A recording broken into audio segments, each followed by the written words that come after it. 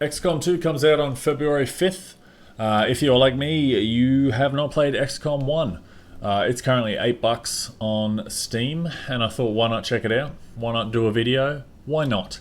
Why not have it fail 3 times and then I have to record the audio manually afterwards? So forgive me if things lag a little bit behind the video. So what is XCOM? XCOM is a RTS turn-based strategy game. Yeah. So when I first read that, that's probably what initially put me off the game. But the year is 2016 and I have made a resolution to try new things. I'm not going to get too carried away and start sticking things up my plate, but this is it. I've ignored this game before, but it's been getting rave reviews for number 2, and I know number 1 had rave reviews, so let's check it out. So, here is mission 6, mission 7. So, I've got my squad in, right? You control each member of the squad. You get 2 moves. The first move is within that blue box. And the idea is to basically kill the enemy. That's the objective. The other objective is to try and lose as least amount of men as possible. So you get 2 moves. The first move is inside the blue box. The second move is in that outside yellow box that you can see there next to Sergeant Dildo. That's not part of the game. I've manually moved that. So you can see my character there has just jumped between 2 moves. Now, moving is a move, shooting is a move. So he's run 2 spaces, he doesn't get to shoot. But one of my other guys, not Dildo, it's the start of the map, so I'm moving my guys around and getting them in position. You'll see there that there is a shield, a full shield behind that vehicle. That means that character's in full cover. I'm not sure. There you go. You can see the half shield. That means you're in half cover. So the enemy have, a higher percentage chance to shoot you. So I'm just getting all my men set up for this part of the mission. This mission is pretty simple.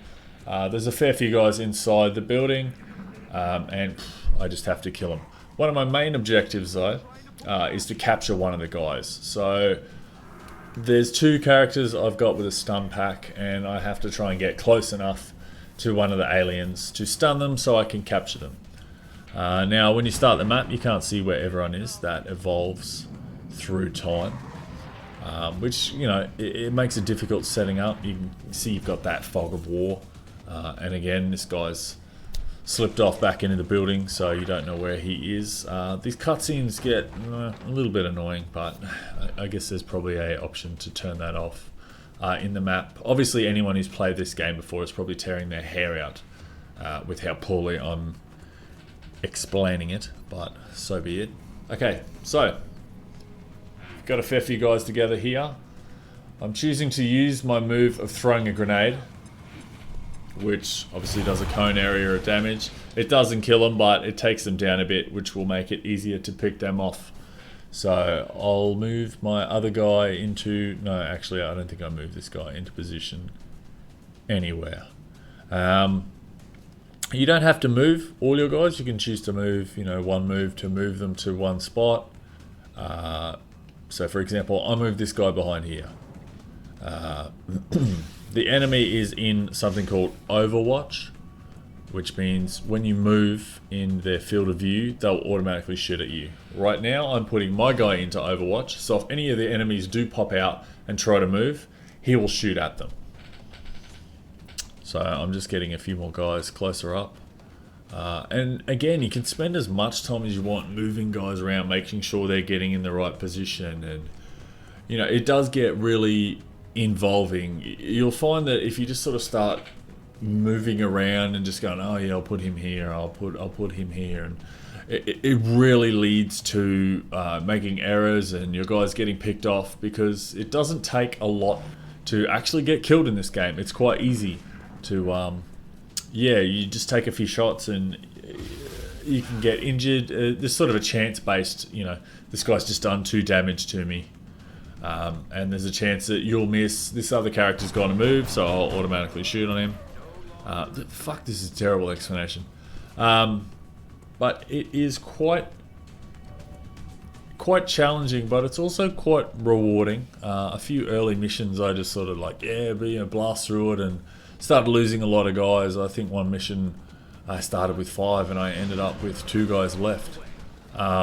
So yeah, I mean, you can hire more staff and train them up and whatnot, but you kind of get attached to your guys because they rank up as they go on. They get more abilities. Dr. Dildo is probably like 5 or 6 levels up. Now, I've just rolled him in here, rolled him in close, so he's got a chance to stun this guy, so I can capture him. Pow, Dildo's done the job. Yeah. That probably hasn't cleared anything up at all for you, actually.